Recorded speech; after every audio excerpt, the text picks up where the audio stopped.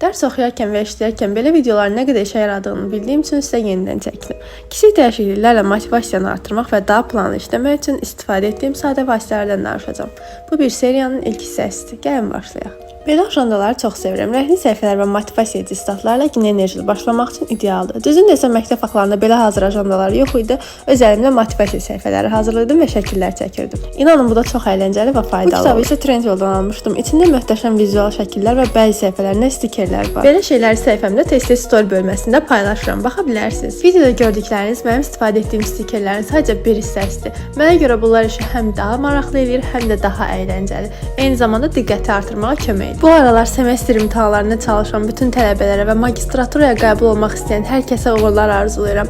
Motivasiyanız həmişə istədiyiniz formada olmaya bilər, amma bacarmaq üçün mütləq çalışmalısınız. Bəs sizin motivasiya mənbələriniz nələrdir? Fikirlərinizi bizimlə yorumlarda paylaşmağı unutmayın. Hələlik!